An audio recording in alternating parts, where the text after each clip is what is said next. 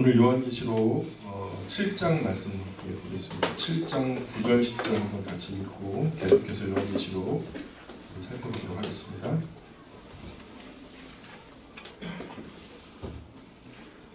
요한계시록 7장 9절 10절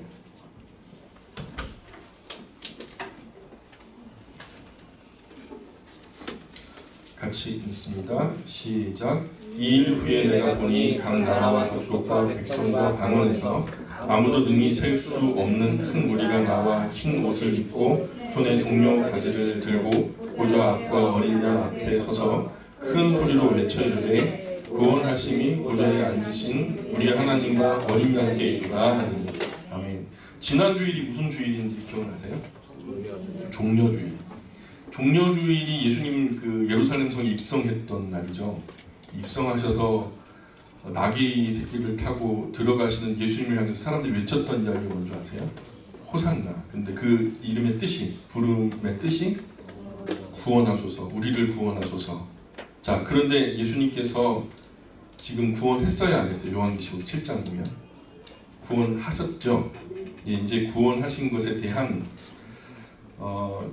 지금 그때 당시 종려주일에 있었던 사건이 그림자라면 오늘 7장 9절 10절에서 나오는 그 큰 헤아릴 수 없는 셀 수 없는 큰 무리가 나와 흰 옷을 입고 손에 종려 가지를 들고, 이 종려 가지가 바로 종려주일의 이름의 원인이 된 거예요. 종려 가지를 들고 예수님을 환영했다 그래가지고 종려주일이 된 건데, 그때는 그림자고 이게 실체예요.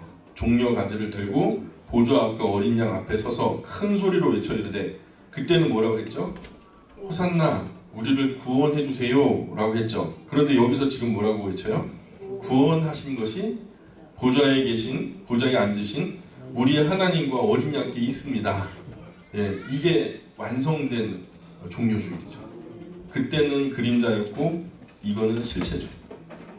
우리가 다 같이 이날에 종려가지를 들고 흰 옷을 입고 우리 구원하심이 하나님과 보좌에 앉으신 하나님과 어린 양께 있도다, 이 찬양이 이 자리에 앉아있는 우리들의 찬양이 되었으면 좋겠어요. 이 자리를 끝까지 포기하지 마시고 좀 재미가 다소 없더라도 주님 부르시는 그날까지 이 자리를 견고하게 잘 지켜주셨으면 좋겠어요. 재미 따라가려면 지금 TV 앞에 앉거나 영화관에 가는 게 맞아요. 뭐 감동 따라가자면 아주 슬픈 소설책 한 권 읽는 게 맞는 거고요. 근데 우리가 정말로 내 영혼의 좌소가 달라지는 궁극의 큰 복을 누리기를 원하신다는 것은 이 자리를 지키는 것이 옳다라고 저는 말씀을 드리고 싶어요.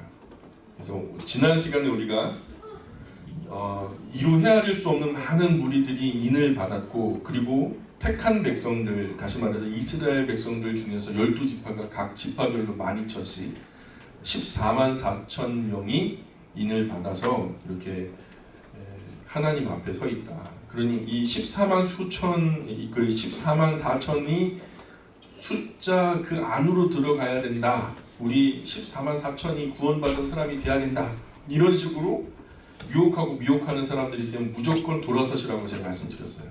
이것은 우리들의 숫자, 이방인들에게 속한 숫자가 아니라 택한 백성들을 계수한 숫자라고 말씀을 드렸고, 우리 이방인들은 어떠냐면 아무도 능히 셀 수 없는 큰 무리가 나와서 그게 바로 이방인들의 수거든요. 그리고 계수되어진 14만 4천은 유대인들의 숫자였다는 것을 우리가 지난 시간에 살펴봤고, 그것은 분명히 우리의 숫자는 아니다. 그러나 제가 그것은 말씀드렸죠. 이게 실제의 수를 의미하는지 아니면은 수 외에 다른 어떤 것을 의미하는지는 잘 모르겠다. 왜냐하면 거기에 대해서 다른 해석이 없어요. 그러니까 저는 우선은 문자적으로 믿는 것이 맞다라고 보고요. 이것에 대한 해석이 굉장히 많아요. 그냥 한 분, 두 분이 의견이 갈라지는 게 아니라 굉장히 많은 의미로 갈라지지만 확실한 것은 지금 성경에 나와 있는 이 상황 자체도 확실하다는 것을 말씀드렸어요. 생각 좀 떠올리시라고 지난 시간에 보여드렸던 그 프레젠테이션 잠깐 보여드릴게요. 사도 요한이 이 지역에 있는 교회들에게 편지를 썼던 내용이고, 그 시절은 로마의 10가지 박해 중 두 번째 박해, 도미치아누스의 박해 중에 이 편지가 쓰여졌고, 반모섬에서 유배되어진 사도 요한이 주님의 날에 택한 백성들 오늘도 모여서 예배당에서 예배 드릴 텐데 예배 초소에서 예배 드릴 텐데 나 없이 어떻게 예배를 잘 드리려나 하면서 걱정과 근심 속에 하나님께 경건하게 그 예배 초소를 향한 아마 방향이었을 거예요.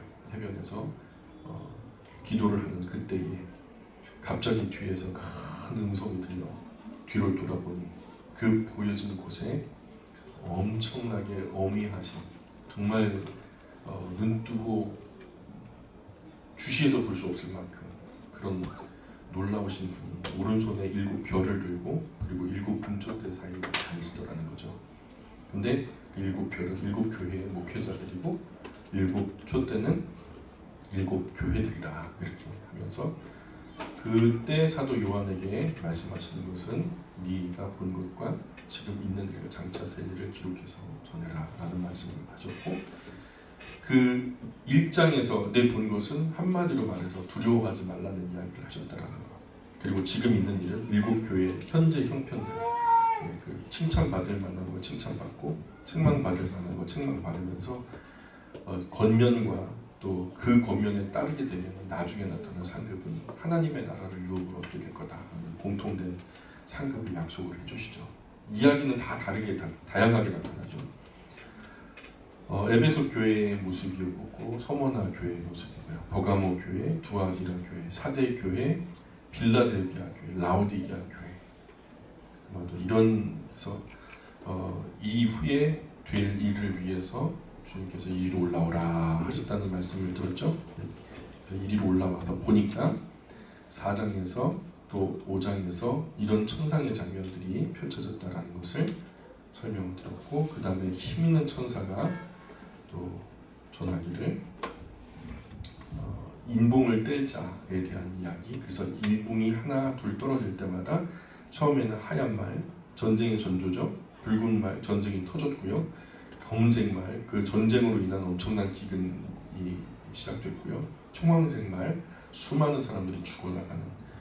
그리고 5번째 인이 떨어졌을 때 지상에서 일어나는 큰 현상은 없었지만 하늘 보좌 하나님의 번제단 하나님의 나라의 번제단 아래 순교한 영혼들이 하나님께 탄원을 하죠. 빨리 하나님의 공의를 이루어달라고 탄원을 하니까 탄원하는 장면들이 이렇게 펼쳐지게 되고요. 그 다음에 6번째 인이 떨어질 때 일어나는 일들이 하늘에서 대풍의 무화과 나무의 선 과실이 설익은 과실들이 떨어져 내리는 것처럼 그렇게 지구상으로 수많은 별들이 떨어져 내려서 마치 대기권이 종이축 말리듯이 종이축이 이렇게 돌돌돌돌 말았다가 피잖아요. 폈는데 다 그냥 놓으면 다시 원래대로 말려 올라가는 것처럼 그 아마도 별들로 인해서 대기권이 뚫어지면서 그 파열되어진 그 부분들이 지금 그런 것들을 쉽게 볼 수 있는 게 비행기만 지나가도 뒤에 구름이 이렇게 쫙 말려서 비행운이라고 하죠. 비행운. 비행기가 지나간 자리가 구름이 끼는 것을 보게 되잖아요. 근데 그거보다 수백 배 빠른 속도로 그보다 훨씬 더 큰 덩치의 별들이 떨어질 때 대기권이 찢겨져 나가게 되는데 아마 이런 것이 가능하다라는 거예요. 그래서 이것이 어디서부터 비롯되는가? 그래서 수금주와 목토천 해가지고 화성과 목성 사이에 소행성대가 있는데 아마도 그것을 통해서 그게 이런 그 화성과 목성 사이에 소행성대가 있었는데 거기에 이제 실체적으로 지구에 그런 그 별들이 떨어졌던 예들이 적지 않게 있었다라는 거. 그리고 최근에는 1994년도에 목성이 한번 슈메이커 레비 9이라고 하는 그 별들이 떨어져가지고 큰 이슈가 되었던 것도 말씀드렸고 이게 애리조나 운석공, 베린조 운석공인데 지름이 1.2km가 된다.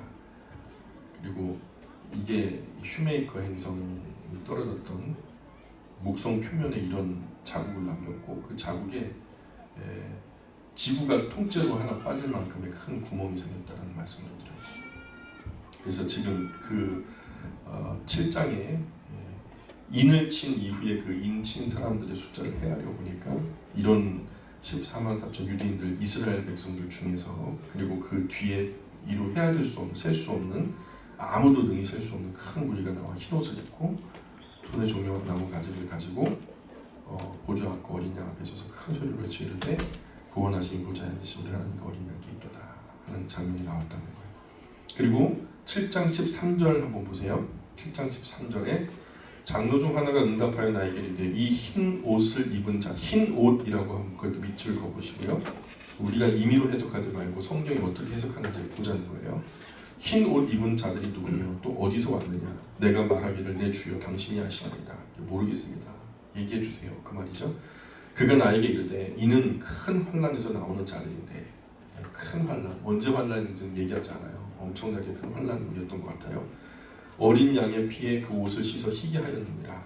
15절 그러므로 그들이 하나님의 보좌 앞에 있고 또 그의 성전에서 밤낮 하나님을 섬김에 보좌에 앉으시니가 그들 위에 장막을 치시니 그들이 다시는 줄이지도 아니하며 목마르지도 아니하고 해나 아무 뜨거운 기운에 상하지도 아니하리니 이는 보좌 가운데 계신 어린 양이 그들의 목자가 되사 생명수 샘으로 인도하시고 하나님께서 그들의 눈에서 모든 눈물을 씻어주실 것입니다 하면서 15절 보시면은 그거 15절을 쉬운 성경으로 읽어보니까 이렇게 번역이 돼요.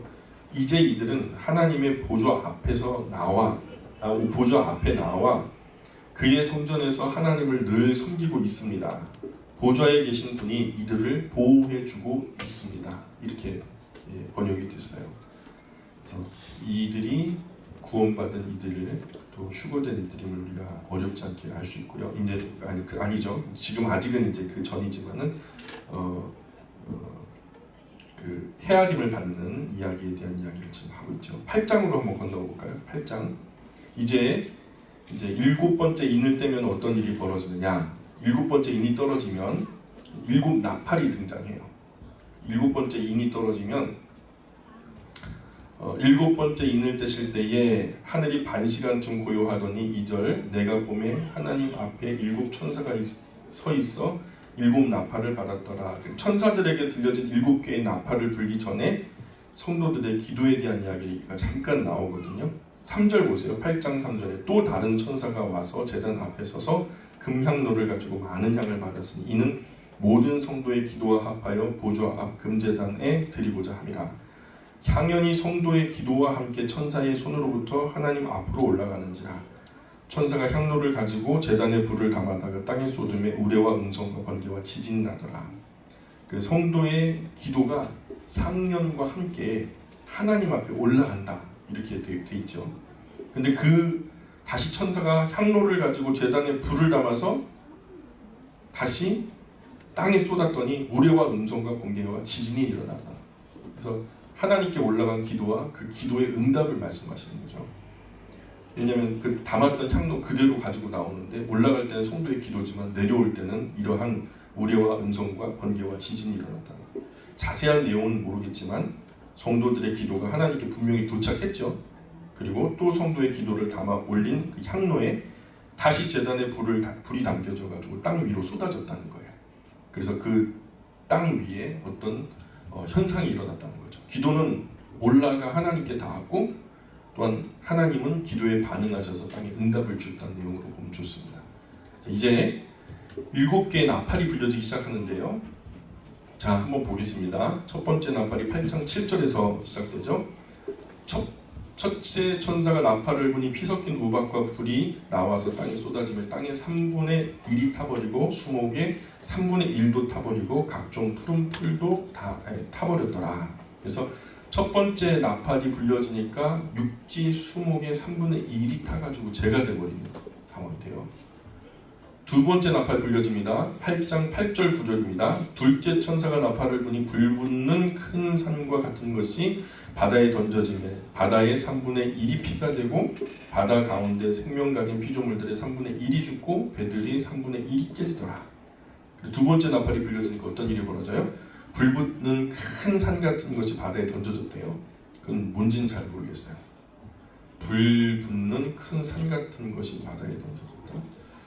지금 우리가 아무리 상상을 해도 참 비슷한 이미지는 많지만 무엇인지는 잘 모르겠고요. 그러나 그것이 떨어진 결과 어떤 일이 벌어지냐면 바다 생물 3분의 1이 죽었대요. 그리고 바다에 떠있는 배들의 3분의 1도 깨어져 버렸다. 이렇게 얘기하고 있어요. 세 번째 나팔 불려집니다. 10절 보세요.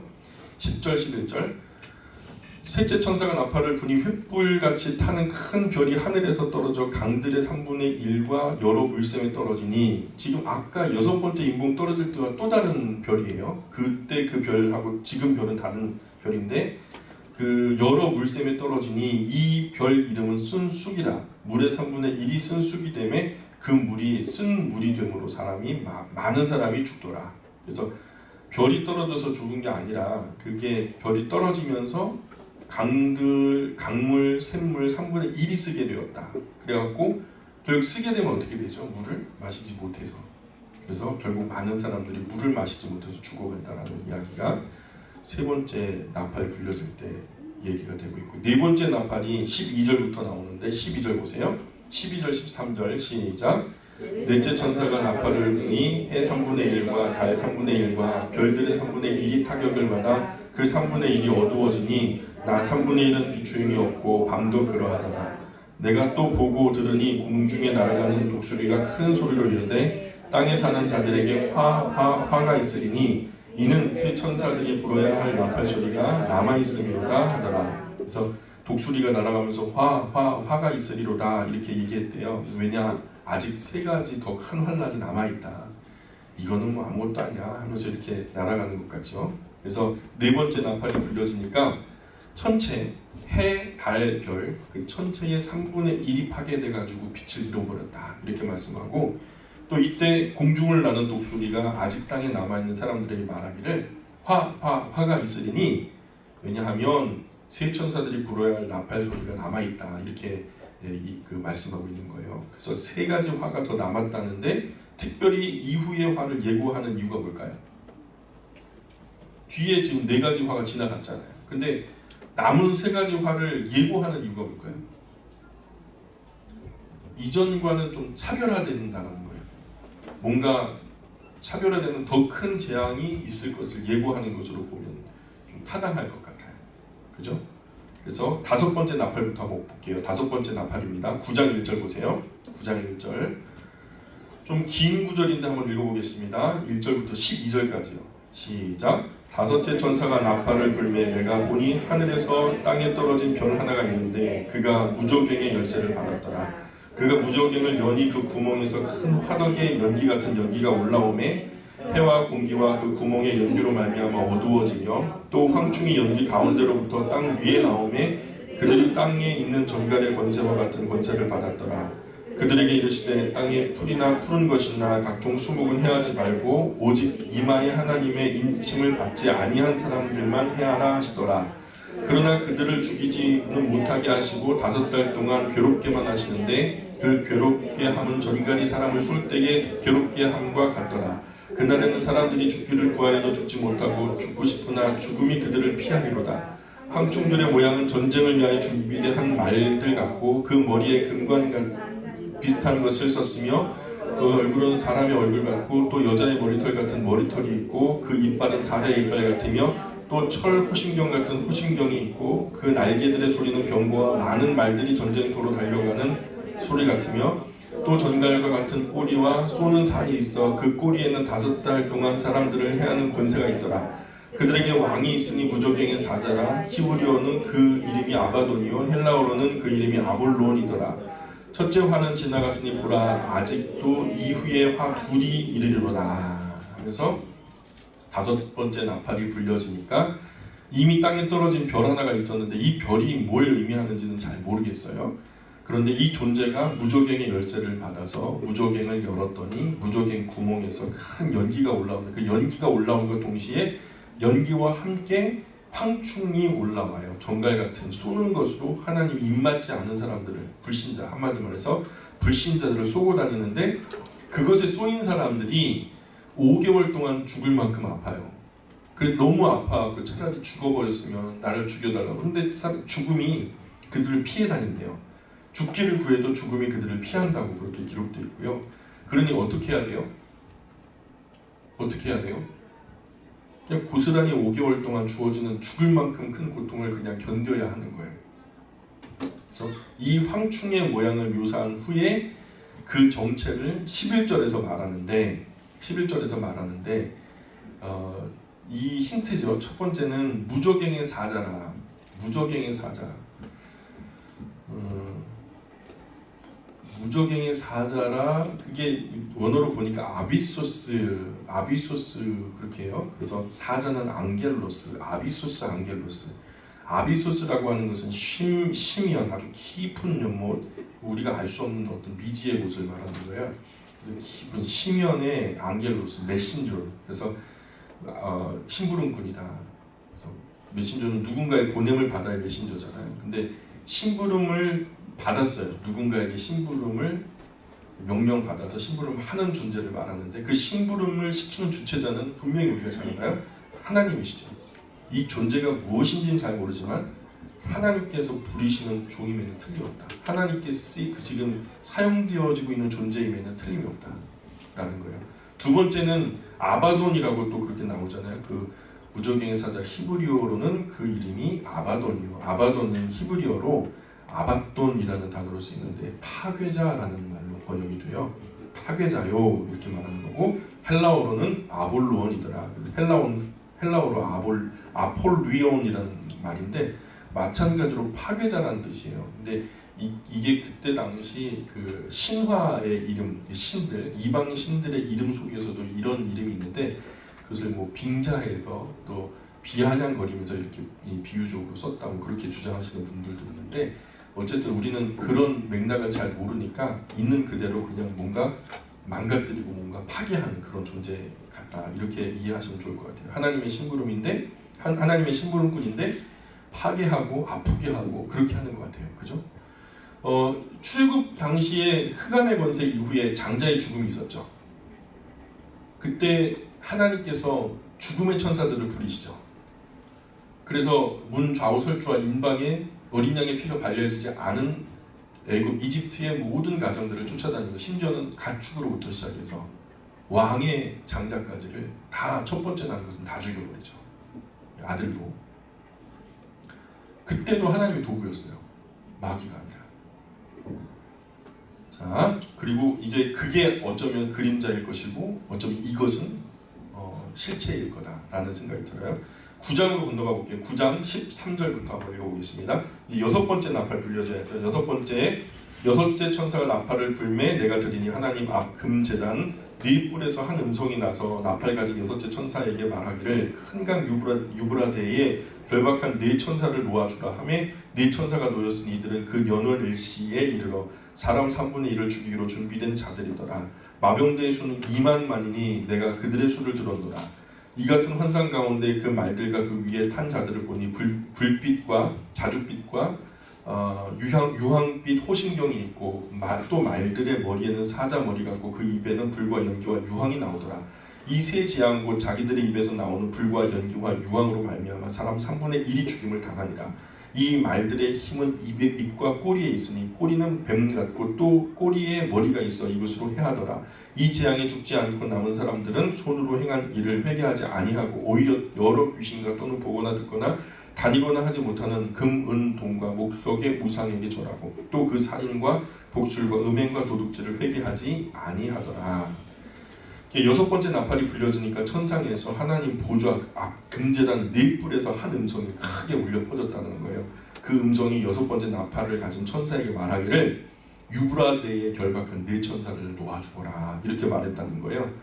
그랬더니 이 네 천사가 어떤 정한 연월 일시에 남은 이 지구 위에 남아있는 사람들의 생명 3분의 1을 죽이기로 준비된 존재들이라고 설명을 해주시고, 그 기병대의 수, 그 기병 말탄자들의 수는 엄청나게 많았다. 2만만이다 하지만은 그게 그냥 2만 곱하기 만 이게 아니라 그냥 엄청나게 많았다고 보시면 돼요. 그 기병대의 모습을 묘사해 주면서 그 무기는 불과 연기와 유황이 그들의 입에서 나와서 사람을 죽였다라고 묘사를 하죠. 그렇게 남은 인구 3분의 1이 죽어 넘어가지만 살아남은 사람들이 회개하지 않았고 오히려 여러 귀신과 금, 은, 동, 목석, 우상에게 절을 하고 자신들이 저질렀던 살인과 복술과 음행과 도둑질을 회개하지 않았다라고 성경이 그렇게 얘기하고 있죠. 여섯 번째 인공이 떨어질 때 지구 인구에, 우리가 나팔이죠. 지금은 나팔인데 과거 인봉이 떨어질 때 당시에 6번째 인봉이 떨어질 때 지구 인구의 4분의 1이 죽었다는 이야기를 우리가 함께 나눴어요. 그죠?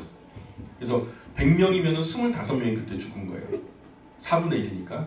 그런데 지금 여기서 6번째 나팔이 불려질 때는 어떻게 이 큰 유프라테스 강을 중심으로 어떤 그 천사들이 풀려나가지고 큰 전쟁을 치르게 되고 그 전쟁 끝에 사람들이 죽는데 몇 명이 죽는데 얼마나? 남은 인구의 3분의 1이니까 100명 중에 아까 25명이 죽었죠. 3분의 1로 하면 몇 명이죠? 25명. 25명이 또 죽는다는 거예요. 그러면은 6번째 나팔이 불려질 때 벌써 지구 인구의 얼마나 죽는 거죠? 절반, 50%가 죽는 거죠. 그 전쟁의 결과 인구 3분의 1이 죽으니까 결과적으로는 6번째 인봉의 4분의 1과 6번째 나팔의 3분의 1이 죽으니까 절반. 예수님 오시기 직전까지 지구 인구의 절반이 죽는다라고 이렇게 얘기하고 있고요. 이 정도면은 모를 수가 없죠. 분명하게 알고도 남죠. 그죠? 그러니 말씀대로 연월일시는 몰라도 그날이 우리에게는 도적같이 임할 수는 없을 것이다. 이거 한 번이라도 들었다면, 요한계시록 한 번이라도 읽었다면 이때가 그때인가 보다. 이렇게 우리가 눈치를 채죠. 모를 수는 없다는 거예요. 또 전쟁이 일어나는 장소가 유프라테스에 결박한 4천사가 놓인다고 했으니 그곳이나 그곳 인접한 곳에서 전쟁이 일어나겠죠. 유프라테스는 지금 현재 지정학적으로 어디에 속하냐면 중동 지역에 속해요. 그래서 그곳에서 있는 의미 있는 종말론적인 전쟁이 터진다고 예고되고 있고요. 우리가 다른 건 몰라도 그 지역에서 뭔가 예의주시하고 있다가 큰 의미 있는 전쟁이 터질 때 이때가 마지막 나팔 직전에 큰 전쟁 이것인가? 어떤 분은 이게 3차 대전이래요. 뭐 3차 대전인지 4차 대전인지 이건 몰라요. 그 전에 또 전쟁이 한 번 더 있다가 나중에 얘기하는 거 뭐 어떻게 해요?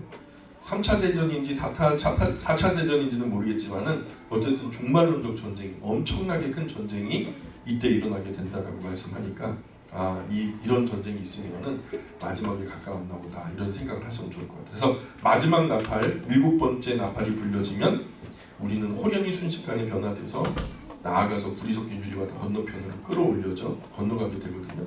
우리 잠깐만 정리해 보면은 7 나팔 지금 불려지는 건데 잠깐 정리를 해볼게요. 육지 수목 3분의 1 타서 제가 되고 다 바다 생물 3분의 1 죽어 없어지고 밀물 강물 생물 3분의 1이 쓰게 되고 해달별 전체 3분의 1 파괴되고 화가 아직 남았다라고 말하면서 황충이 불신자 괴롭히고 중동 큰 전쟁이 시작돼서 3분의 1이 죽고 마지막 나팔을 예고하는 천사가 등장하게 되는데요. 우리 지금 잠깐만 다른 데로 옮겨서 데살로니가 전서 4장으로 한번 건너가 볼게요. 데살로니가 전서 4장으로 건너가 볼게요. 15절부터 16절, 17절 세 절 우리 한번 데살로니가 전서 4장 15절, 16절, 17절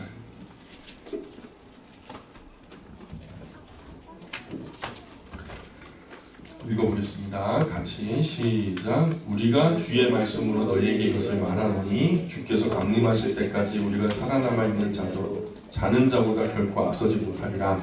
주께서 호령과 천사장의 소리와 하나님의 나팔 소리로 친히 하늘로부터 강림하시니 이 강림이 뭐예요? 재림을 말씀하는 거죠. 나팔 소리와 함께 강림하신다 하니까 이 나팔은 몇 번째 나팔일까요?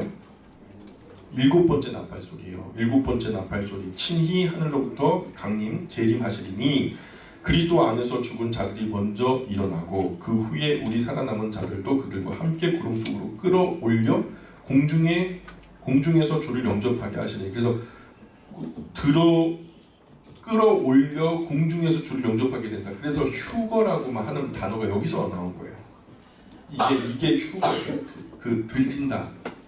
그래서 끌어올려 공중에서 주를 영접하게 하시니 그리하여 우리가 항상 주와 함께 있습니다. 이게 이제 휴거의 성경적인 양상인데 그때 예수님이 오시면 먼저 그리스도 안에서 죽은 자들이 영광의 몸을 입고 부활체를 입고 부활하게 될 것이다. 그리고 살아남은 자들도 호련히 변화되게 되어서 예수님이 승천하셨던 것처럼 함께 끌어올려져서 제일 먼저 공중에서 예수님을 영접하게 될 것이다. 그래서 저렇게 예수님이 승천하는 것을 본 그대로 예수님이 다시 올 것이고 오시는 그대로 예수님이 승천하셨던 것처럼 너희도 그렇게 승천하게 될 거라는 거예요. 그래서 7번째 나팔을 보기 전에 잠깐 이제 우리가 정리를 그렇게 해봤고요. 10장으로 건너가 보겠습니다. 요한계시록 10장으로 건너가 보세요.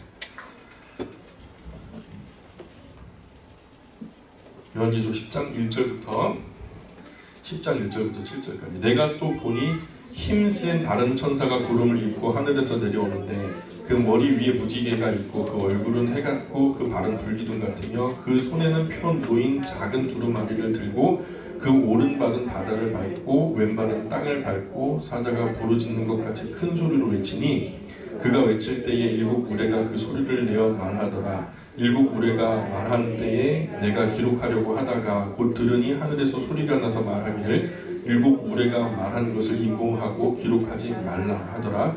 내가 본 바 바다와 땅을 밟고 서 있는 천사가 하늘을 향하여 오른손을 들고 세세토록 살아계신 이 곳 하늘과 그 가운데 있는 물건이며 땅과 그 가운데 있는 물건이며 바다와 그 가운데 있는 물건을 창조하신 이를 가리켜 맹세하여 이르되 지체하지 아니하리니 일곱째 천사가 소리내는 날 그의 나팔을 불려고 할 때에 하나님이 그의 종 선지자들에게 전하신 복음과 같이 하나님의 그 비밀이 이루어지리라 하더라. 아멘. 그래서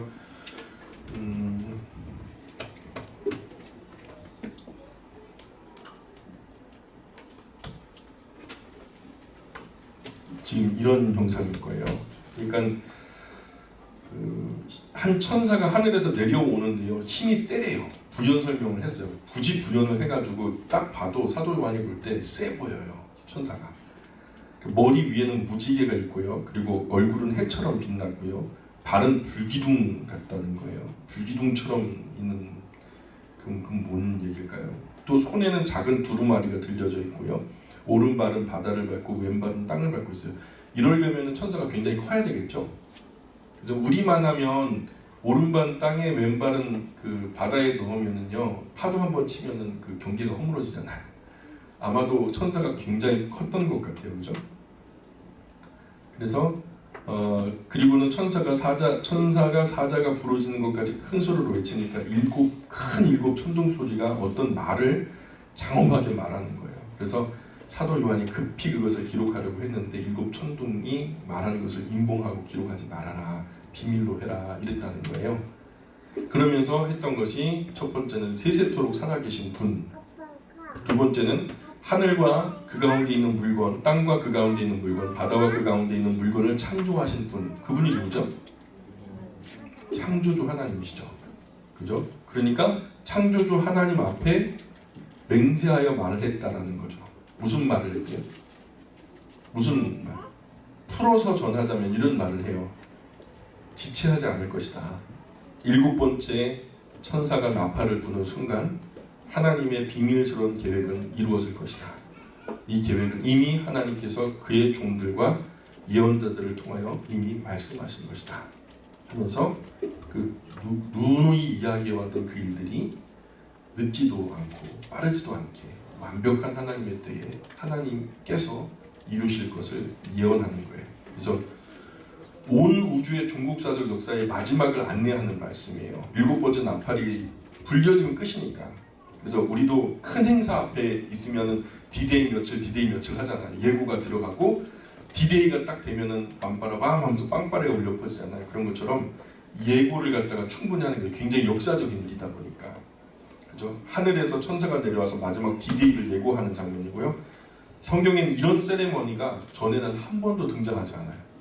이 인류 역사 종국사적 종말의 날에 단 한 번 이 엄청난 천사의 세레머니가 있고 여기서 딱 한 번만 있는 장면인데, 자, 그런데 고린도전서에서는 이 병의 구절로 어떻게 기록됐는지 한번 살펴보고 갔으면 좋겠어요. 고린도전서 15장 51절 한번 펴보실까 봐요. 고린도전서 15장 51절 말씀.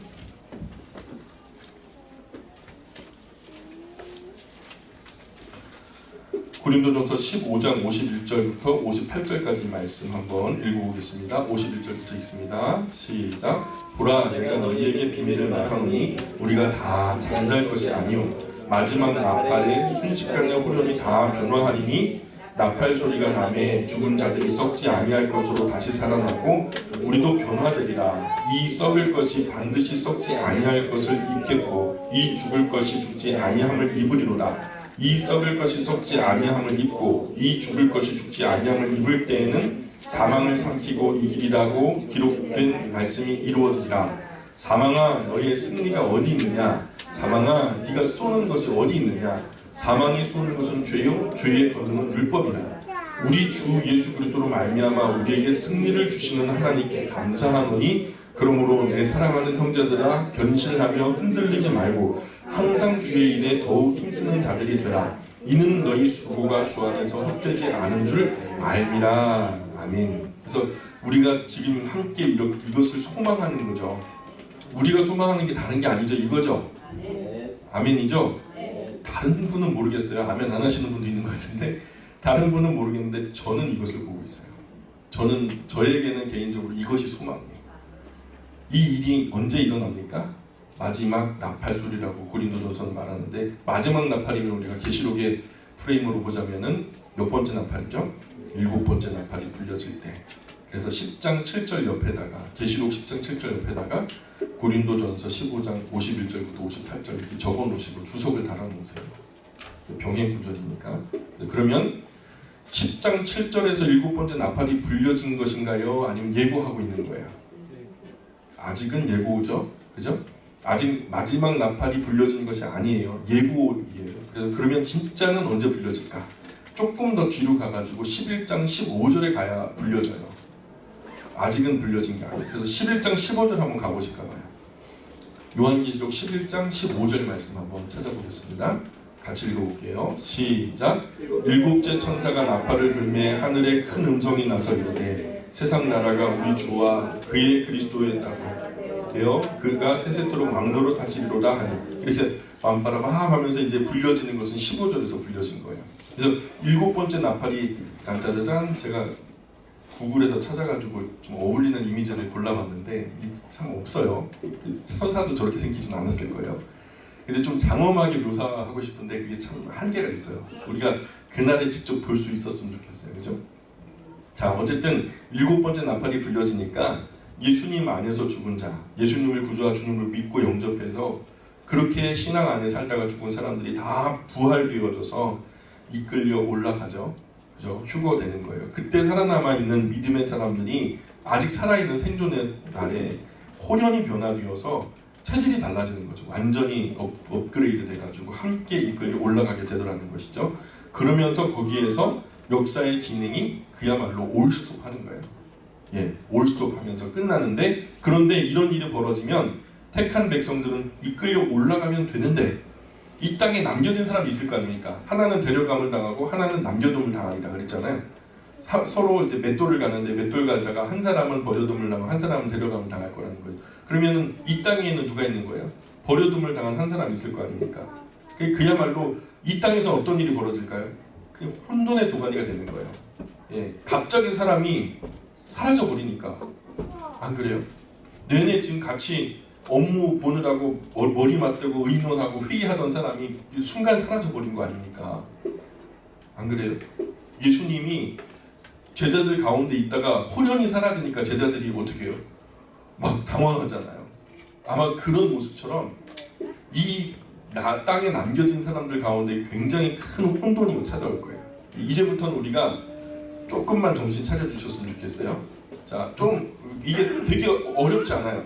중학교 1학년 아니 초등학교 5학년 수준의 이해력만 있어도 이 구도가 잘 이해가 되는데, 이거는 좀 이렇게 잘 요 부분만 들으시면은 크게 어렵지 않게 요한계시록이 잘 풀려나갈 수 있어요.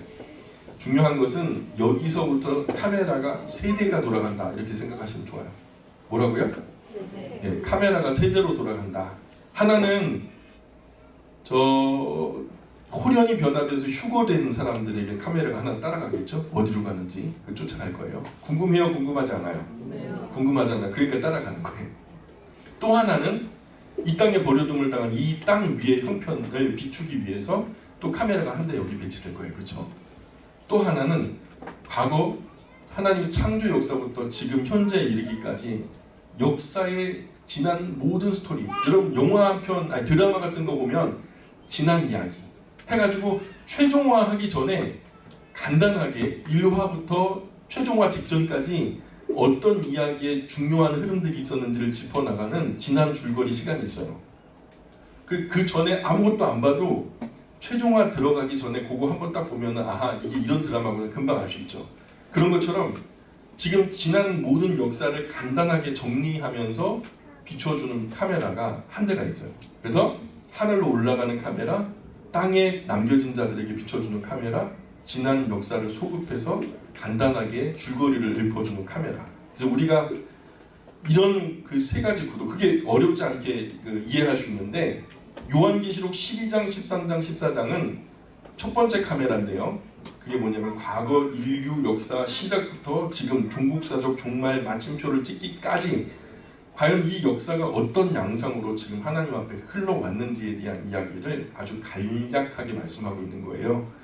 그런데 수많은 성경학자, 신학자, 목사님들이 이 부분을 휴거를 받았는데 왜 휴거 이후에 연속으로 이런 일들이 벌어질까? 2000년간 풀려지지 않았던 이유가 뭐냐면, 왜냐면 지금 7번째 나팔이 불려졌으면 휴거가 이루어진 거죠. 휴거가 이루어졌는데 그 다음에 또 다른 이야기가 나와요. 그러니까 당황스러운 거죠.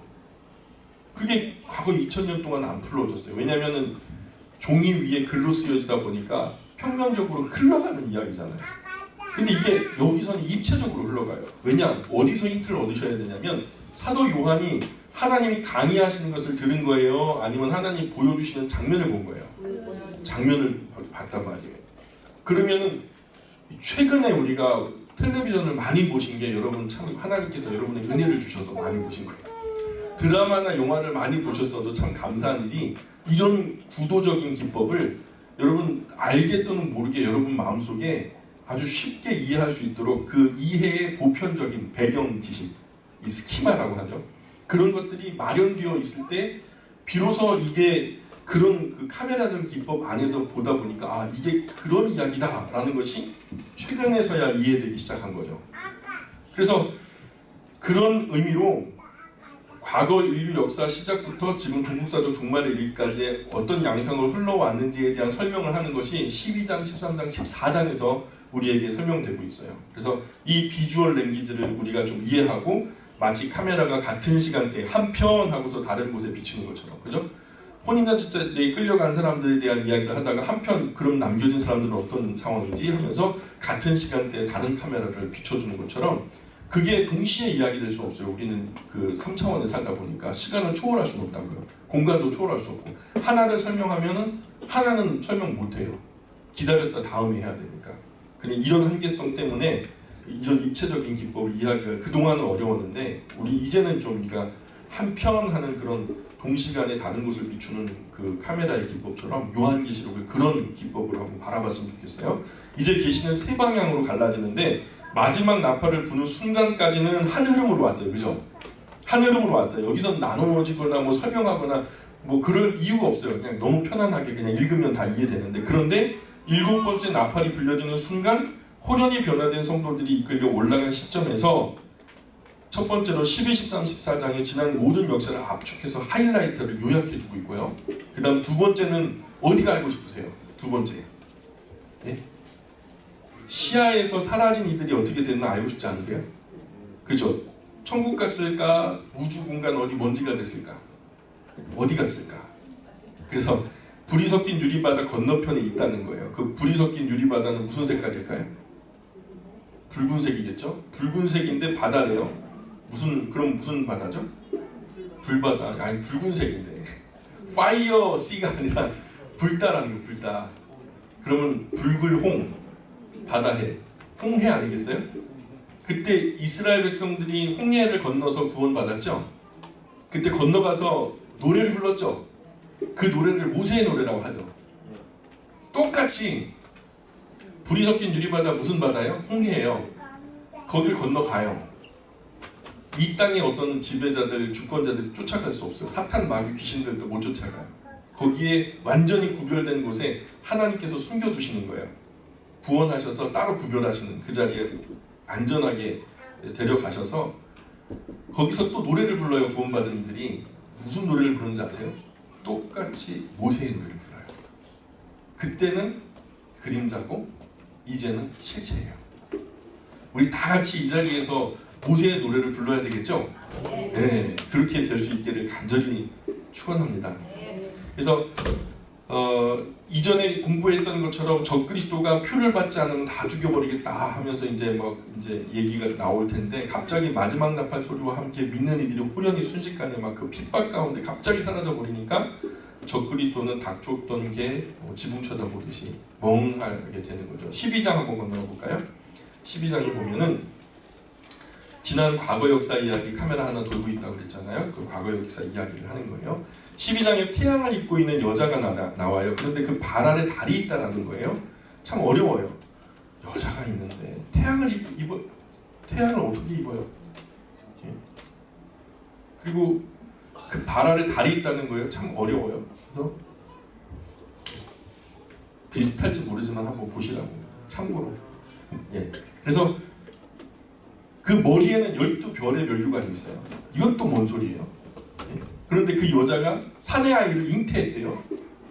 잉태는 우리가 쉽죠. 우리 교회 교보제가 있습니다. 그죠? 그렇게 잉태했나 보다 이해하시면 되죠. 그리고 이 아이는 장차 철장으로 만국을 다스릴 남자아이예요. 이 누굴까요? 그죠? 예수님이죠. 이미 성경이 나온 바예요. 이거는 제가 설명하는 게 아니라 성경이 성경을 병행해서 설명하다 여러 군데에서 여러 번 설명했던 부분이라 이거 어렵지 않게 이해할 수 있어요. 그러면 예수님을 잉태한 이 여자는 누굴까? 야, 이제 좀 좋은 얘기가 나오네요. 전에 처음 여쭸을 때는 다 한 가지로 마리아 그랬는데 사실은 마리아가 아니라 이것은 이스라엘 말하는 거예요. 이 모습이 어디 나왔었죠? 11별과 해와 달이 경배를 했다. 요셉의 꿈에 나왔죠. 근데 그게 이스라엘이라는 나라를 두고 한 말이거든요. 그래서 지금 이거는 사실 여호와라고 하는 하나님의 성호가 사실은 남성 명사로 쓰여서요. 유시라엘이라고 하는 그 나라의 국가의 이름은요 여성 명사로 쓰였어요. 그래서 남자인 여호와 하나님의 성호와 이스라엘이라고 하는 여성 명사 이스라엘은 마치 부부관계처럼 그렇게 묘사되는 거거든요. 그래서 지금 여기서 하나님의 거룩한 그 씨를 가지고 예수님 메시아 나실 아기 예수님을 잉태한 이 여자는 마리아가 아니라 이스라엘이다.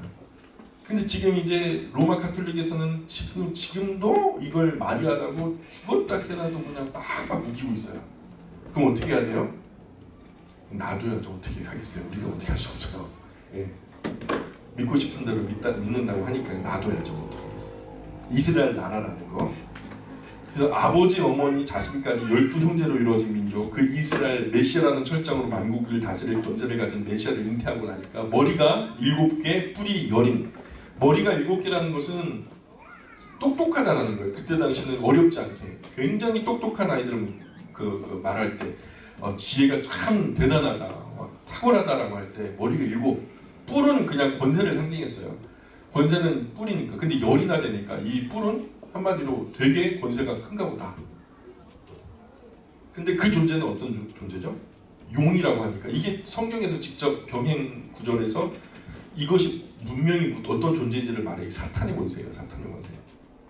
그리고 이 여자는 이스라엘이라는 나라고, 그럼 그 안에 잉태된 아이는 예수님. 즉 이스라엘 나라를 못 잡아먹어서 계속 애를 태웠었어요. 그런데 마침 그 아들이 이제 뱃속에서 나온다고 하니까 나오면 이제 응애하고 얘기가 나오면은 잡아 삼켜 먹어버리려고 그냥. 그래가지고 이제 산 딸을 기다렸던 거죠. 그런데 그 아들이 이제 나왔어요. 아들이 나고 자라서 부활하고 승천하셔서 하늘로 올라가 버리시죠. 올라가 버리니까 남자를 낳은 여자, 즉 이스라엘 나라를 용이 분해가지고 너무 분해가지고 잡아 삼키려고 했다는 거예요. 그러니까 그 용이 막 물을 막 엄청나게 토해가지고 어떻게 여자를 갖다가 해코지를 하려고 그랬는데 갑자기 땅이 입을 벌려가지고 싹 빨아들이면서 그 순간에 여자가 또 피해서 광야로 날아가 버렸다는 거죠. 역사적으로 이스라엘은 주후 70년에 예루살렘이 함락되면서 유대인들이 뿔뿔이 다 흩어져 버려요. 그래서 흩어진 유대인들 디아스포라라 하고요. 역사적으로 그 일이 사실적으로 세계사 속에서도 분명하게 기록되고 있어요. 그 광야로 흩어진 거죠. 그래서 이스라엘은 나라가 사라져 버린 거예요. 무슨 말인지 가시죠? 그래서 나라가 없어졌으니까 용이 잡아 먹을 수 있어요, 없어요? 나라는 어느 한 군데 모여 있어서 그 지역과 그 근거지에 모여 사는 사람들을 중심으로 해가지고 그 나라가 있고 없고 한데 뿔뿔이 흩어져 버리니까 나라가 없어 버린 거예요. 그러니까 흩어져 갖고 이 사람들은 다 어디 갔어요? 나름의 광야에서 흩어져서 살던 거죠. 그러니 용이 잡아먹을 수 있어요, 없어요? 닥쳤던 게 지붕 쳐다보는 격이 된 거예요. 한편 용은 예수님께서 승천하시는 그 하늘에 따라 올라가요. 내가 저걸 놓치면은 안 돼. 억울해서 어떡하나 하면서 막 여러분 그 물귀신 작전 알죠? 그게 유명한 마귀 작전이거든요. 예수님 발목 잡으려고 승천하시는 예수님 발목 잡으려고 따라 올라가가지고 천상의 세계에서 어떻게 한번 해보겠다 그랬는데 하늘에서 또 천사의 군대, 하나님의 군대 미카엘이라고 하는 천사가 그 용이 사탄과 그 마귀의 권세의 수하의 귀신들이 쫓아 올라오는 것을 보고서 공중에서 치열한 어떤 하늘 전투가 벌어지게 됐죠. 계속 엎치락 뒤치락 하면서 팽팽한 싸움을 한참 하다가 결정적인 순간에 미카엘이 용의 급소를 찔러버려요. 그 이에 용이 큰 상처에 치명상을 입고서 땅에 굴러 떨어져 버립니다. 그러니까 하늘에서는 그냥 환호성이 터져요. 와 하면서 막 그 외에 사탄의 괴수가 그냥 사라져 버리니까 그냥 떨어져 버리니까 하늘은 기뻐하라 하면서 막 그냥 밤낮 괴롭히던 마귀가 하늘에서 쫓겨났으니 하늘은 기뻐하라 하는데 문제는 뭐예요? 얘가 어디로 꼬라박혔냐면 땅에 떨어진 거예요. 골치 아프게 된 거죠. 그죠? 그래서 마귀가 큰 치명상을 입고서 분해가지고 이제 자기 때가 얼마 안 남은 줄 알고서 떨어진 그 땅에서 뻘짓하고 있어요. 이제 땅이 이제 큰일 난 거죠. 이런 그 이야기들을 가지고 12장을 제가 읽어드릴 테니까 한번 같이 따라서 읽어오면서 아 이게 이런 장면이구나 라는 것을 이해하셨으면 좋겠어요. 12장 1절 한번 봅시다. 12장 1절 하늘에 큰 이적이 보이니 해를 옷 입은 한 여자가 있는데 그 발 아래는 달이 있고 그 머리에는 12별의 관을 썼더라. 이 여자가 아이를 베어 해산하게 되매 아파서 애를 쓰며 부르짖더라. 하늘에 또 다른 이적이 보이니 보라 한 붉은 용이 있어 머리가 7이요 뿔이 10이라. 그 여러 머리 7 왕관이 있는데 그 꼬리가 하늘의 별 3분의 1을 끌어다가 땅에 던지더라. 용이 해산하려는 여자 앞에서 그가 해산하면 그 아이를 삼키고자 하더니 여자가 아들을 낳은 이는 장자 철장으로 만국을 다스릴 남자라. 그 아이를 하나님 앞과 그 보좌 앞으로 올려가더라. 그 여자가 광야로 도망하며 거기서 1260일 동안 그를 양육하기 위하여 하나님께서 예비하신 곳에 있더라. 하늘에 전쟁이 있으니 미카엘과 그의 사자들이 용과 더불어 싸울세 용과 그의 사자들도 싸우나 이기지 못하여 다시 하늘에서 그들이 있을 곳을 얻지 못한지라. 다시라는 것은 전에 있었다는 얘기죠. 근데 다시 못 가게 됐다는 거죠. 9절 큰 용이 내쫓기니 이에 뱀고 마귀라고도 하고 사탄이라고도 하며 온 천하를 꿰는 자라. 그가 땅으로 내쫓기니 그의 사자들도 그와 함께 내쫓기니. 이 사자들이 누구예요? 귀신들이에요. 귀신들. 죽은 사람들의 영혼이 귀신이 아니라 사탄과 함께 내쫓긴 타락한 천사들의 무리가 귀신들이에요. 10절 내가 또 들으니 하늘에 큰 음성이 있어 이르되 이제 우리 하나님의 구원과 능력과 나라와 또 그의 그리스도의 권세가 나타났으니 우리 형제들을 참수하던 자 곧 우리 하나님 앞에서 밤낮 참수하던 자가 쫓겨났고 또 우리 형제들이 어린 양의 피와 자기들이 증언하는 말씀으로써 그를 이겼으니 그들은 죽기까지 자기들의 생명을 아끼지 아니하였도다. 그러므로 하늘과 그 가운데 거하는 자들은 즐거워하라. 그러나 땅과 바다는 화 있을진저 이는 마귀가 자기의 때가 얼마 남지 않은 줄 알므로 크게 분내어 너희에게 내려갔습니다 하더라. 너희들 큰일 났다 이제 이런 얘기하는 거죠. 13절 용이 자기가 땅으로 내쫓길 것을 보고 남자를 낳은 여자를 박해하는지라. 그 여자가 큰 독수리의 두 날개를 받아 광야 자기 곳으로 날아가 거기서 그 뱀의 낯을 피하여 한 때와 두 때와 반 때를 양육받으며 여자의 뒤에서 뱀이 그 입으로 물을 강같이 토하여 여자를 물에 떠내려 가게 하려 하되 땅이 여자를 도와 그 입을 벌려 용의 입에서 토한 강물을 삼키니 용이 여자에게 분노하여 돌아가서 그 여자의 남은 자손 곧 하나님의 계명을 지키며 예수의 증거를 가진 자들과 더불어 싸우려고 바다 모래 위에 서 있더라. 이렇게 기록되고 있죠.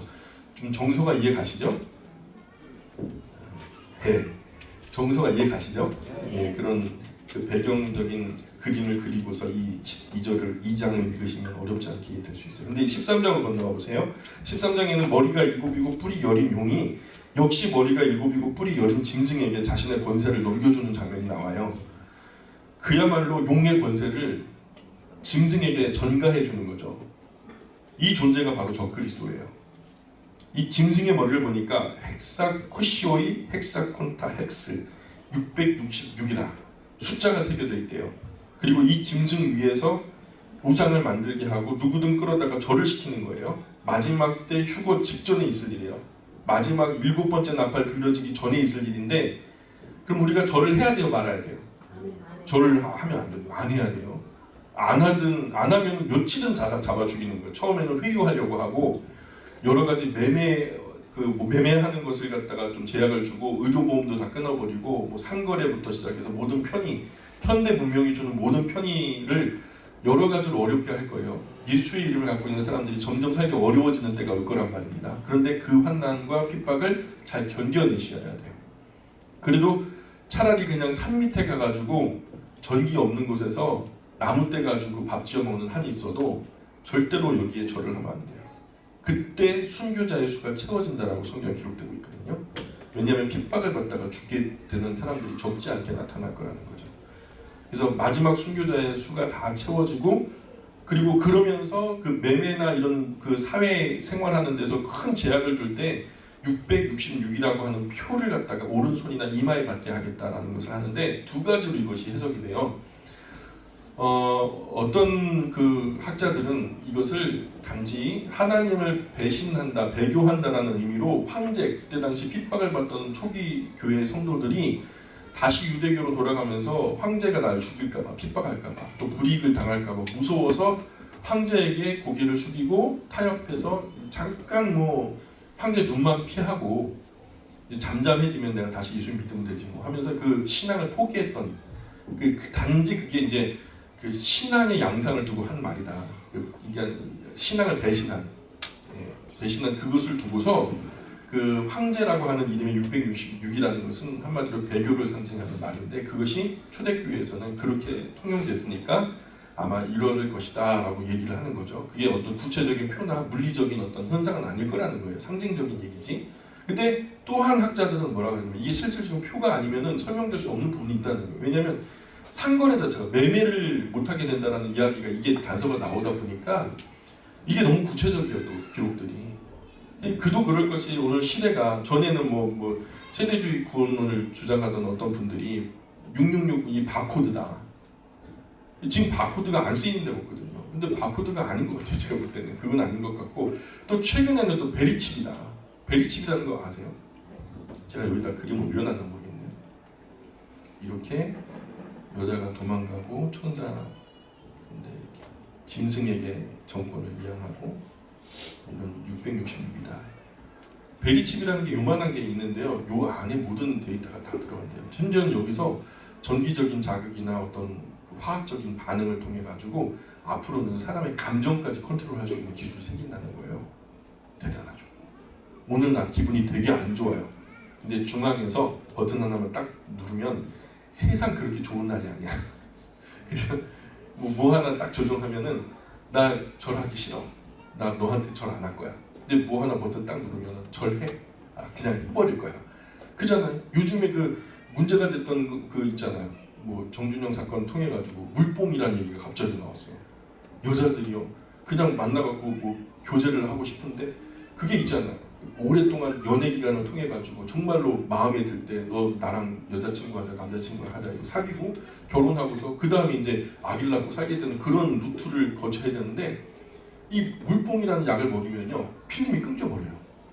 물 한 잔, 뭐 술 한 잔만 마셔도 7병 먹어도 안 취하던 여자가 반 잔 마시고 취했다는 거예요. 그런데 그게 필름 짱가듯이 그 생각이 없어져 버린 거죠. 그리고서 자기가 정신 차리고 나왔는데 무슨 일을 당했는지 몰라요. 나중에 알고 보니까 자기가 당했던 게 비디오로 막 방송이 됐는데, 비디오로 나와가지고 보는데 이 여자가 막 어쩔 줄 몰라가지고 막 정신적으로 큰 상처를 받고 막 어려움을 당했다는 거예요. 자기가 무슨 짓을 당했는지 모르는 거죠. 그런데도 그거는 나예요, 내가 아니에요. 그 영상에 나오는 것은 그럼에도 불구하고 내가 아닌 것까지는 나인 거예요. 앞으로 그 뭐 666표가 뭐다 이거다 저거다, 저는 그래요. 먹을 것에 대해서 이게 먹을 건지 먹지 말아야 될 건지 모르겠어요. 그럼 이것은 먹어야 돼요, 말아야 돼요? 우리가 생명이 귀하기 때문에 안 먹는 게 맞죠. 이것에 대한 생명이 소중하기 때문에 이것에 대한 그 가이드라인은 아주 타이트해야 된다고 봐요. 근데 성경이 이것에 대해서 얘기를 할 때 이게 배교가 될 수도 있지만 어떤 물리적인 표가 될 수도 있다라는 것을 배제할 수는 없다면, 만에 하나 앞으로 우리 세대 중에서 이런 양상이 보여질 때, 이마에나 뭐 손목에나 뭐 이런 식의 어떤 그 인식표가 주어질 때 우리가 이것을 받아야 하는가 말아야 하는가 할 때는, 글쎄 여러분에게 강요할 수는 없어요. 그런데 저는 안 받을 거예요. 저와 제 가정은 이거 안 받는 게 좋겠다. 그래서 이게 안 받으면 너 의료보험 혜택도 안 줘. 연금도 안 나가. 그러면 어쩔 수 없죠. 시골로 내려가야죠. 조그만 배 하나 사가지고 낚시해 먹고 텃밭 파가지고 상추 심거 먹고 뭐 그래야죠. 뭐 어떡하겠어. 근데 이 맥시멈하게 아주 타이트하게 이런 부분들은 적용이 돼서 우리가 생각하는 것보다도 훨씬 더 타이트하게 지금 엄청난 그 문명의 발전이 이루어져가지고 이 기술력이 우리가 생각을 따라가지 못할 만큼 발전되어 있다 보니까 이게 어떤 양상으로 흘지 우리는 잘 모른다는 거예요. 자, 13장 한번 펴보세요. 13장 1절부터 한번 보세요. 그런 그 프레임을 가지고 13장을 한번 읽어보도록 하겠습니다. 내가 보니 바다에 한 짐승이 나오는데 뿔이 10이요 머리가 7이라. 그 뿔에는 10왕관이 있고 그 머리들에는 신성모독하는 이름들이 있더라. 내가 본 짐승 표범과 비슷하고 그 발은 곰의 발 같고 그 입은 사자입 같은데 용이 자기 능력과 보장 큰 권세를 그에게 주었더라. 누가 주었대요? 용이 주었대요. 그죠? 그 머리 하나가 상하여 죽게 된 것 같더니 그 죽게 되었던 상처가 나며 온 땅이 놀랍게 여겨 짐승을 따르고 용이 짐승에게 권세를 주므로 용에게 경배하며 짐승에 경배하여 이르되 누가 이 짐승과 같으냐, 누가 능히 이와 더불어 싸우리요 하더라. 왜냐하면 죽었던 것 같은데 다시 살아나니까 마치 부활한 것 같잖아요. 신같이 여겨져요. 그래서 5절 또 짐승이 과장되고 신성모독 바라는 입을 받고 또 42달 동안 일할 권세를 받은다. 짐승이 입을 벌려 하나님을 향하여 비방하되 그 이름과 그의 장막 곧 하늘에 사는 자들을 비방하더라. 또 권세를 받아 성도들과 싸워 이기게 하시고 하되 각 족속과 백성과 방언과 나라를 다스리는 권세를 받으니 죽임을 당한 어린 양의 생명책의 창세 이후로 이름이 기록되지 못하고 이 땅에 사는 자들은 다 금 짐승에게 경배하리라. 누구든지 귀가 있거든 들을지어다. 굉장히 중요하니까 말을 잠깐 멈추고 이렇게 지금 이야기를 권면하는 거예요. 9절에 누구든지 귀가 있거든 좀 들어봐라 하면서 사로잡힐 자는 사로잡혀 갈 것이요 칼에 죽을 자는 마땅히 칼에 죽을 것이니 성도의 인내와 믿음이 여기 있느니라. 그때 죽을 상황이 되면 죽어버려. 그런 얘기예요. 칼에 죽을 것 같으면 죽어. 잡힐 것 같으면 잡혀. 이게 성도들의 인내와 믿음이 여기 있느니라. 내가 보면 또 다른 짐승이 땅에서 올라오니 어린 양같이 두 뿔이 있고 용처럼 말을 하더라. 그가 먼저 나온 짐승의 모든 권세를 그 앞에서 행하고 땅과 땅에 사는 자들을 처음 짐승에게 경배하게 하니 곧 죽게 되었던 상처가 나은 자니라. 큰 이적을 행하되 심지어 사람들 앞에 불이 하늘로부터 땅에 내려오게 하고. 이야, 이거는 뭐 엄청난 권세죠. 근데 이 사람은 한다는 거예요. 이 존재는 14절에 짐승 앞에서 받은 바 이적을 행함으로 땅에 거하는 자들을 미혹하게 하는 이 목적이 뭐예요? 왜 할 일 없이 하늘에서 불이 내려오냐? 미혹하는 거예요. 땅에 거하는 자들에게 이르기를 칼에 상하였다가 살아난 짐승을 위하여 우상을 만들라 하더라. 그가 권세를 받아 그 짐승이 우상에게 생기를 주어 짐승이 우상으로 말하게 하고, 심지어는 깎아 만들었는데요, 만든 그 우상이 말을 하는 거예요. 세상에 우리가 맨날 그 돌과 목석이 말을 해요? 움직이기를 해요. 맨날 그랬잖아요. 근데 우리가 그때는 할 말이 없어요. 깎아 만든 그 은근 목석이 말을 해요? 말을 해버려. 그 할 말이 없는 거예요. 근데 그 짐승의 우상이 말하게 하고 또 짐승의 우상에게 경배하지 아니하는 자는 몇이든지 다 죽이게 하더라. 그가 모든 자, 곧 작은 자나 큰 자나 부자나 가난한 자나 자유인이나 종들에게 그 오른손에나 이마에 표를 받게 하고 누구든지 이 표를 가진 자 외에는 매매를 못하게 하니 이 표는 곧 짐승의 이름이나 그 이름의 수라. 지혜가 여기 있으니 총명한 자는 그 짐승의 수를 세어보라. 그것은 사람의 수니 그의 수는 666이니라 이렇게 말씀하고 있어요. 14장으로 한번 건너가 보세요. 14장. 그런 때에 하늘의 시온산에서 예수님께서 이제 출정하는 장면이 펼쳐져요. 이제 신부를 구하시고자 이 땅에 핍박받고 있는, 왜냐하면 하나님께서 그때를 줄이지 않으셨다면 육체로서 구원받을 일은 하나도 없었을 거다. 그 인내하는 그 성도들을 위해서, 그때를 위해서 예수님께서 하늘에서 전쟁 체비를 갖추시고 출정을 이제 가신 거예요. 아무리 힘들어도 표는 받지 말아야 돼요. 표를 받으면 세세토록 고난 받는 거거든요. 영원히. 네 이 한낱을 휘둘러 곡식을 거두라. 곡식이 되었다 하는데 하늘 천사가 곡식을 거두어서 알곡을 모아 곡간에 드리고 네 이 한낱을 휘둘러 포도를 거두라. 포도가 익었다는 거예요. 포도를 거두어서 포도주틀에 던졌는데 그 포도주 틀에 가갖고 밟아요. 밟으면 포도주가 나오잖아요. 포도즙이 나오잖아요. 근데 포도알을 가만히 보니까 불신자의 머리라. 그 포도알이 깨지며 막 터져서 피가 차오르는데 말 굴레까지 차오르는데 1600 스타디온에 퍼져버리는 거죠. 이것이 심판이라는 거예요. 그러니까 14장은 예수님이 내려가시면 바로 이런 심판이 있다라는 것이죠. 알곡을 모아 곡간에 드리고 분노의 포도주틀을 밟을 것이다. 근데 이 포도주 짠다는 것이 아마도 이제 이 땅에 남겨진 존재들에게 하나님께서 진노의 7대접을 부어주실 때 하늘로부터 엄청난 것들이 떨어지고 우박이 떨어지는데 우박 한 덩어리가 몇 킬로짜리냐면 34kg 정도 돼요. 한 34kg짜리 30kg 좀 넘는 그 우박들이 떨어지는데 그거 하나 받아가지고 그냥 얼음 부셔 먹으면 맛있겠죠. 그 받을 수나 있을까요? 그거 받다가 콩가루 되는 거예요. 마치 그것이 그저 포도 틀에다가 놓고서 지근지근 밟는 것처럼 보이는 것 같아요. 저는. 태초로부터 예수님 지금 하늘에 내려오시는 그 휴거 직전까지 그런 그림을 보여주신 거죠. 14장 가보세요. 1절 14장 1절 또 내가 보니 보라 어린 양이 시온산에 섰고 그와 함께 14만 4천이 서 있는데 그들의 이마에는 어린 양의 이름과 그 아버지의 이름을 쓴 것이 있더라. 내가 하늘에서 나는 소리를 들으니 많은 물소리와 같고 큰 우레소리와도 같은데 내가 들은 소리는 검은 걸 타는 자들이 그 검은 걸을 타는 것 같더라. 그들이 보좌 앞과 내 생물과 장로들 앞에서 새 노래를 부르니 땅에서 속량함을 받은 14만 4천 밖에는 능히 이 노래를 배울 자가 없더라. 이 사람들은 여자와 더불어 더럽히지 아니하고 순결한 자라. 어린 양이 어디로 인도하든지 따라가는 자며 사람 가운데 속량함을 받아 처음 익은 열매로 하나님과 어린 양에게 속한 자들이니 그 입에 거짓말이 없고 흠이 없는 자들이더라. 또 보니 다른 천사가 공중에 날아가는데 땅에 거주하는 자들 곧 모든 민족과 종족과 방언과 백성에게 전할 영원한 복음을 가졌더라. 그가 큰 음성으로 이르되 하나님을 두려워하며 그에게 영광을 돌리라. 이는 그의 심판의 시간이 이르렀음이니 하늘과 땅과 바다와 물들의 근원을 만드신 이를 경배하라 하더라. 또 다른 천사가 곧 둘째 그 뒤를 따라 말하되 무너졌도다 큰 성 바벨론이요 모든 나라에게 그 음행으로 말미암아 진노의 포도주를 먹이던 자로다 하더라.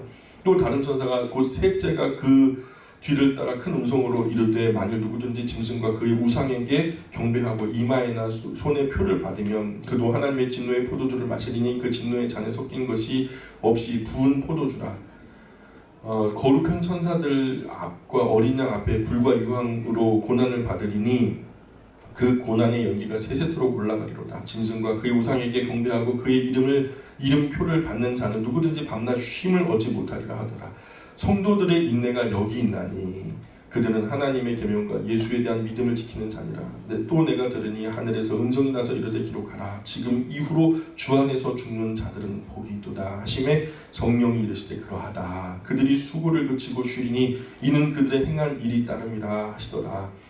또 내가 보니 흰 구름이 있고 구름 위에 인자와 같은 이가 앉으셨는데 그 머리에는 금 면류관이 있고 그 손에는 예리한 낫을 가졌더라. 또 다른 천사가 성전으로부터 나와 구름 위에 앉은 이를 향하여 큰 음성으로 외쳐 이르되 당신의 낫을 휘둘러 거두소서. 땅의 곡식이 다 익어 거둘 때가 이르렀음이니이다 하니 구름 위에 앉으신 이가 낫을 땅에 휘두르매 땅의 곡식이 거두어지니라. 또 다른 천사가 하늘에 있는 성전에서 나오는데 역시 예리한 낫을 가졌더라. 또 불을 다스리는 다른 천사가 제단으로부터 나와 예리한 낫 가진 자를 향하여 큰 음성으로 불러 이르되 네 예리한 낫을 휘둘러 땅에 포도송이를 거두라. 그 포도가 익었느니라 하더라.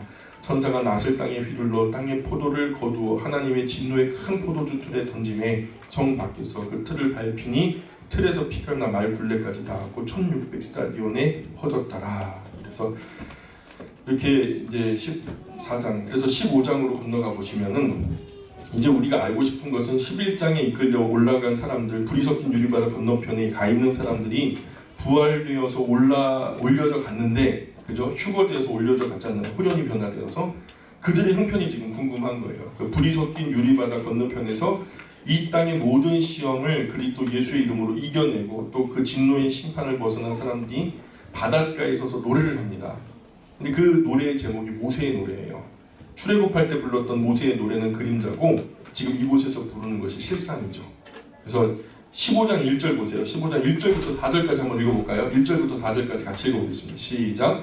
또 하늘에 크고 이상한 다른 이적을 보매 일곱 천사가 일곱 재앙을 가졌으니 곧 마지막 재앙이라. 하나님의 진노가 이것으로 마치리로다. 또 내가 보니 불이 섞인 유리바 같은 것이 있고 짐승과 그의 우상과 그의 이름의 수를 이기고 벗어난 자들이 유리바다 가에 서서 하나님의 검은 고를 가지고 하나님의 종 모세의 노래 어린 양의 노래를 불러 이르되 주 하나님 곧 전능하신 이여 하시는 일이 크고 놀라우시도다. 만국의 왕이시여 주의 길이 의롭고 참되시도다. 주여 누가 주의 이름을 두려워하지 아니하며 영화롭게 하지 아니하오리까. 오직 주만 거룩하시니이다. 주의 의로우신 일이 나타났음에 만국이 와서 주께 경배하리이다 하라. 아멘. 아마 부활의 영광스러운 몸을 입으면 나를 보는 사람이 먼저 놀랄걸요. 나를 보는 사람이 마치 예수님을 처음 본 제자들이 깜짝 놀라가지고 그냥 그랬던 것처럼 나도 놀랄걸요. 그리고 거울 보는 나도 놀라고 모든 장애도 벗어질걸요. 지금 침침하죠. 그래서 안경 이렇게 쓰고서 이렇게 침침하게 보시는데 그거 그러지 않아도 괜찮아요. 우리 원로 목사님 그 백내장 수술하셨는데 지금 그래도 좀 침침하잖아요. 그때는 괜찮아요. 다 선명하게 보일 거예요. 우주 끝까지라도 다 보일걸요. 예. 잘라졌던 팔도 사고로 인해서 사건으로 인해서 잘라졌던 팔도 다리도 훨씬 좋은 모습으로 회복될 거예요. 굽어졌던 허리도 펴질 거고요. 지긋지긋한 관절염도 다 사라질 거예요. 예. 깜빡깜빡 해갖고 맨날 그냥 렌즈 위에 올려놓고 태우고 그랬잖아요. 기억력도 엄청나게 좋아질 거예요. 예. 아무리 좋은 모습을 상상해 보세요. 그거 곱하기 1000만 배는 더 행복해서 기절을 할지도 몰라요. 놀라 자빠질 그냥 크고 좋은 것이 그 새로워질 것이라는 거죠. 큰 기쁨의 좋은 소식, 그 소식. 한 사람 한 사람이 온 우주에서 각기 최고 다른 매력을 가지고 만 사람이면 만 사람의 매력이 다 우주에서 최고의 매력이 되는 그런 날. 하나님 그러실 수 있죠. 예, 하나님 그러실 수 있어요. 그러면서 첫 번째 12, 13, 14장을 통해서 지난 과거 역사의 하이라이트 이야기를 우리가 살펴봤어요. 그리고 두 번째는 15장 1절부터 4절까지 불이 섞인 유리바다 건너편에서 휴거된 사람들이 지금 뭐 하고 있었어요? 예, 모세의 노래. 그래서 땅에 남겨진 사람들은 뭐하나? 세 번째 카메라가 이제 땅에 남겨진 사람들의 형편을 살펴보고자 이제 따라 내려간 거예요. 하늘로 휴거된 사람들은 그렇다 치고 그러면 땅에 남겨진 사람들은 앞으로 계속 시집가고 장가가고 아파트 뭐 사고 부동산 투기하고 막 그럴까? 계속 역사는 그렇게 진행될까? 그럴 수 없죠. 성경이 지금까지와 이제 같이 문자대로 맞아 떨어진다면 이제 진노의 일곱 대접이 이제 땅에 남겨진 사람들에게 주어지기 시작해요. 구속사는 끝난 거예요. 구속 역사는 끝났어요. 그리고 이 땅에 남겨진 사람들을 향한 이제 장면이 5절부터 펼쳐지게 되죠. 5절, 15장 5절부터 한번 볼까요? 5절부터 예비 과정이에요. 천상에서 이제 이 땅에 남겨진 사람들에게 무언가 조치를 취하기 위해서 준비하는 과정들이 15장 5절부터 8절까지 어떤 예비 과정이 있어요. 자, 한번 읽어볼게요. 5절입니다. 또 2일 후에 내가 보니 하늘의 증거 장막에 성전이 열리며 일곱 재앙을 가진 일곱 천사가 성전으로부터 나와 맑고 빛난 세마포 옷을 입고 가슴에 금틀을 띠고 네 생물 중에 하나가 영원토록 살아계신 하나님의 진노를 가득히 담은 금대접 일곱을 그 일곱 천사들에게 주니 하나님의 영광과 능력으로 말미암아 성전에 연기가 가득 차며 일곱 천사의 일곱 재앙이 마치기까지는 성전에 능히 들어갈 자가 없더라. 그래서 하나님께서 세상을 창조하시고 인간들의 죄가 너무 관영해가지고 몇 번씩이나 인류를 진멸하고 멸절하고 진멸하시려고 하셨었잖아요. 그때마다 종들이 엎드리고, 그죠? 헌신과 희생으로 모세가 엎드리고, 사무엘이 엎드리고, 목사님들이 엎드리고, 권사님들이 엎드리고, 집사님들이 엎드리고, 장로님들이 엎드리고, 사모님들이 또 특별히 더 많이 엎드리시고, 그죠? 울고불고 그냥 막 난리를 하니까 하나님이 또 참고 또 참으셨거든요. 그렇게 참았던 하나님의 진노가 없어진 것이 아니라, 진정됐지만 없어진 것이 아니라 하나님의 나라 진노의 창고 곳간 안에 차곡차곡 채워져서 물 한 방울도 안 섞고 순도 99.9% 하나님의 진노가 포도주 잔에 담겨져서 이 땅에 쏟아지기 시작하는 거예요. 그게 어디 간 게 아니라 그대로 남아있어요. 우리야 뭐 실수한 것 가지고 괜히 화를 나다가, 화낼 일도 아닌데 화내다가 그냥 에이 그냥 털어버리지 뭐 그러잖아요. 근데 하나님은 화낼 만한 걸로 화를 내시니까. 근데 그게 조치가 된 적이 없거든요. 창세 이후로 우리가 똑바로 해가지고 제대로 된 적이 없거든요. 그러니까 그 진노는 그대로 쌓여있는 거예요. 그래서 16장으로 건너가 보시면 1절 2절 한번 읽어보겠습니다. 16장 1절 2절 시작. 또 내가 들으니 성전에서 큰 음성이 나서 일곱 천사에게 말하되 너희는 가서 하나님의 진노 일곱 대접을 땅에 쏟으라 하더라. 첫째 천사가 가서 그 대접을 땅에 쏟음에 짐승의 표를 받은 사람들과 그 우상에게 경배하는 자들에게 악하고 독한 종기가 나더라. 그래서 일곱 대접이 쏟아지는 장면은 우리가 다음 시간에 연속극으로 한번 보도록 하겠습니다. 16장부터 마지막 장까지 우리 한 시간만 더 요한계시록 마무리하도록 할게요. 우리 예수님께서 가르쳐 주신 기도로서 성경 강좌를 마치겠습니다. 하늘에 계신 우리 아버지, 아버지의 이름을 거룩하게 하시며 아버지의 나라가 오게 하시며 아버지의 뜻이 하늘에서 같이 땅에서도 이루어지게 하소서. 오늘 우리에게 일용할 양식을 주시고 우리가 우리에게 잘못한 사람을 용서하여 준 것 같이 우리 죄를 용서하여 주시고 우리를 시험에 빠지지 않게 하시고 악에서 구하소서. 나라와 권능과 영광이 영원히 아버지의 것입니다. 아멘. 하나님께 영광을 드립니다. 하나님 고맙습니다. 하나님 고맙습니다.